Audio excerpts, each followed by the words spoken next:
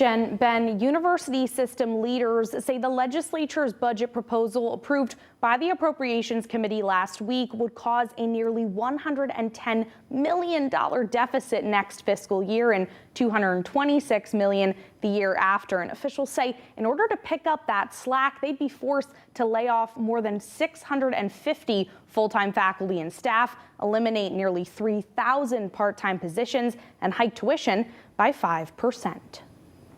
What grade would you give the budget proposal so far?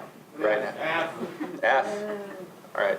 Higher education leaders gathered with state lawmakers Monday, warning of disastrous consequences if they don't receive more funding. We understand and respect the need for fiscal restraint, but it should never come at the expense of our most vulnerable students. While the legislature's budget proposal does allocate $82 million more than Governor Ned Lamont's plan, officials say it's still not enough. It's sickening that the budget has come into a certain degree where we're now asking the questions that as leaders we don't want to ever ask in higher education, right? In terms of who stays, who goes. State university system officials say this budget would leave them $336 million in the hole, resulting in layoffs and tuition increases to cover the gap. If the legislature can find the political courage to make the appropriate adjustments to our budget, that we can avoid these consequences. And in fact, I think it's our mandate to do so. But it's not just the CSCU system. UConn staff and students pushing back since the governor's budget proposal in February,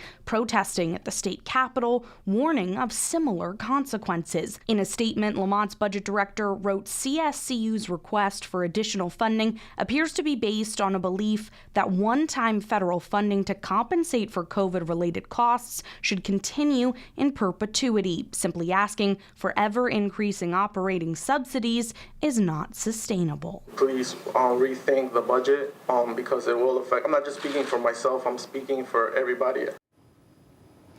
The state legislature has 6 weeks for negotiations with the governor now. The deadline to pass a final budget is June 7th.